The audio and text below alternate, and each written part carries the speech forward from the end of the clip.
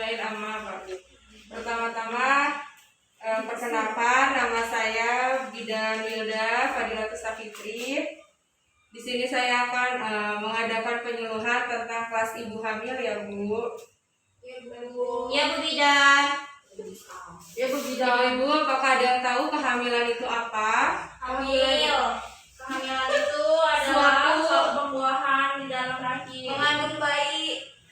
Iya Bu, benar. Kehamilan adalah proses yang terjadi dari pembuahan sampai kelahiran ya. Iya Bu Bidan. Proses ini juga dimulai dari sel telur yang dibuahi oleh sperma, lalu tertanam di dalam lapisan rahim dan kemudian menjadi janin. Kehamilan terjadi selama 40 minggu ya Bu. Iya Bu Bidan. Di sini kehamilan menjadi terbagi 3 semester. Yang pertama, trimester pertama itu usia kandungan 0 sampai 13 minggu. Ya.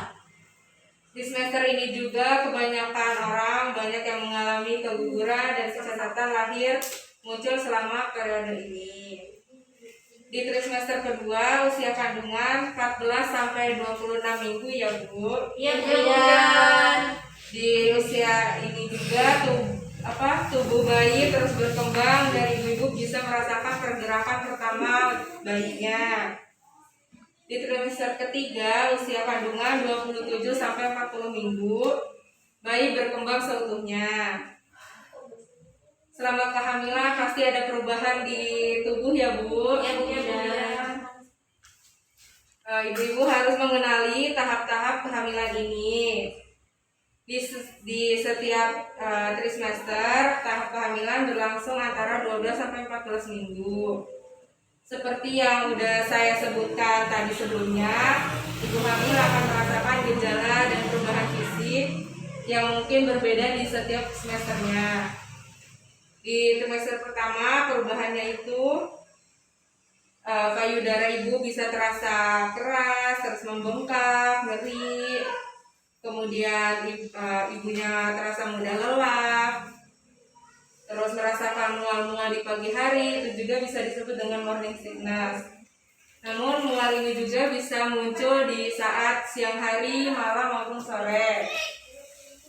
Ibu-ibu juga bisa emosinya bisa berubah, cenderung bisa berubah misalnya jadi senang, nanti tiba-tiba menjadi cemas, terus nanti menjadi sedih ya Bu.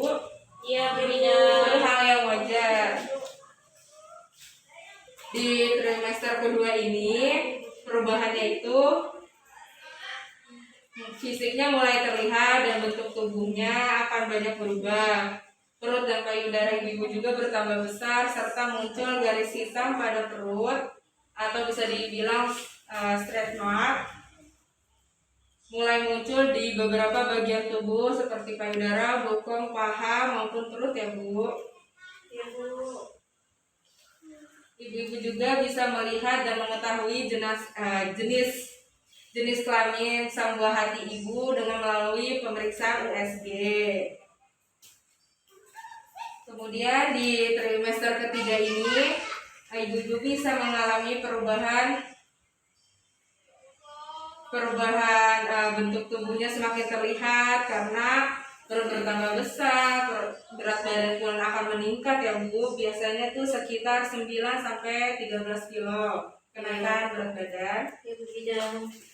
Ibu-ibu di sini sudah menaiki berat badan berapa Bu selama hamil? 7 Bu, 7 kilo. 7 3 kilo. kilo Bu. 3 kilo Bu. Karena saya jarang makan, soalnya nggak muntah. Oh ya. Kemudian juga di usia trimester ibu mengalami nafasnya tersedak-sedak seperti itu. Terus kandung kemihnya juga kan semakin tertekan. Kemudian ibu-ibu sering mengalami buang air kecil ya di semester ketiga nanti. Di sini juga ada keluhan umum saat hamil dan cara mengatasinya. Biasanya hamil itu bisa mengalami kakinya kram, terus nyeri pinggang ya Bu. Sering mengalami seperti itu Bu? Iya sering Bu. Ya, saya akan mengasih tahu cara mengatasinya ya Bu. Di sini kalau misalnya kaki ibu kram, cara mengatasinya itu dengan meluruskan perlahan-lahan, kemudian mengompres bagian kakinya yang kram dengan air hangat lalu memijat kakinya secara lembut dan melakukan relaksasi dengan melenturkan telapak kaki. Lalu kalau nyeri pinggang biasanya mengatasinya itu dengan melakukan olahraga ringan, lalu memperbaiki postur tubuh, lalu mengompres bagian pinggang yang sakit. Ibu-ibu, apakah ada yang tahu apa saja sih yang biasa dilakukan oleh ibu hamil? Tidur. Ya. Pada saat apa, Bu? Ya sedang hamil, pada saat hamil biasanya ibu-ibu lagi ngapain gitu? Beraktivitas, makan yang banyak, istirahat yang cukup, Bu. Ya.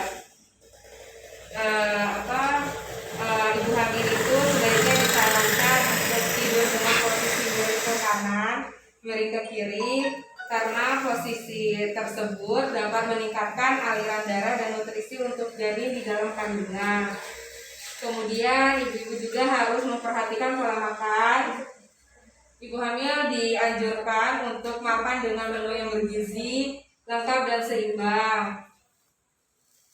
Terus harus memperbanyak konsumsi cairan, karena hamil itu membutuhkan lebih banyak cairan dan mendukung peningkatan volume darah ibu dan janin. Kemudian ibu juga harus menjaga kebersihan gigi. Untuk ibu hamil yang mengalami infeksi pada gusi dapat menularkan infeksi tersebut pada janin melalui pendarahan plasenta. Ada pendarahan plasenta ya. Iya, Bu Bidan. Terus olahraganya rutin, istirahat yang cukup, minimal tidur siang selama 1-3 jam. Kemudian, apakah ibu ada yang tahu perawatan kehamilan? Apa saja? Apa ya, Bu? Saya nggak tahu nih, Bu. Kurang paham, Bu. Ya, di sini saya akan menjelaskan persiapan sebelum hamil. Sebelum hamil di sini juga ada faktor resiko, bisa depresi, stres karena pasca persalinan atau bisa dibilang postpartum depression. Kemudian menyadari pentingnya kesehatan mental ibu, lalu mencari support system. Di sini ada kebutuhan psikologis ibu. Kita tuh kalau lagi hamil harus butuh dukungan keluarga, lalu support dari tenaga kesehatannya. Lanjut, kapan berhubungan intim boleh dilakukan saat hamil? Ya, Bu. Kapan ya, Bu, itu? Bagusnya itu berapa kali sekali gitu, berapa minggu sekali? Oke, berhubungan intim saat hamil itu juga ternyata memberi banyak manfaat. Aktivitas seksual ini bisa menjadi seperti olahraga yang membantu untuk membakar kalori dalam tubuh ibu, sehingga ibu bisa menjaga berat badan tetap ideal selama kehamilan. Lalu berhubungan intim juga dapat melancarkan sirkulasi darah, mengurangi rasa nyeri, dan membantu ibu dapat tidur nyenyak, serta dapat membuat ibu-ibu merasa lebih bahagia. Ya, bahagia, Bu Bidan, kalau banyak uang. Kalau banyak uang sih kalau matre. Oke, di sini juga saya akan akan menjelaskan dan memberitahu kepada ibu-ibu sekalian apa aja sih obat-obat yang boleh diminum dan tidak boleh diminum untuk ibu hamil. Obat keras ya, Bu ya? Iya, itu salah satunya. Alkohol.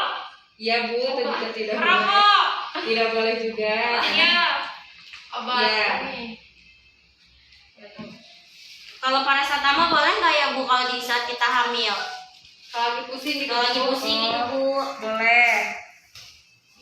Obat yang termasuk yang boleh diminum sama ibu hamil itu obat flu, obat analgetik atau penghilang rasa nyeri, lalu obat antasida, obat sembelit juga bisa, terus sama obat dipolgestan. Obat yang tidak boleh diminum sama ibu hamil itu ada obat jerawat, aspirin, terus ada obat anti jamur, obat-obatan terlarang, sama vaksinasi perjalanan. Tanda-tanda bahaya kehamilan itu kontraksi sebelum waktu bersalin, terus pendarahan melalui vagina, janin kurang aktif bergerak, itu harus diperhatikan ya Bu kalau Ibu mengalami tanda-tanda seperti ini. Iya Bu Bidan. Sakit kepala, bengkak-bengkak, dan gangguan penglihatan, demam, lalu sakit saat buang air kecil, mual, dan muntah, itu harus diperhatikan. Ya, mungkin ini saja materi yang dapat saya sampaikan. Kurang lebihnya mohon maaf. Apakah ibu-ibu sudah mengerti apa yang saya sampaikan? Mengerti. Insya Allah Bu.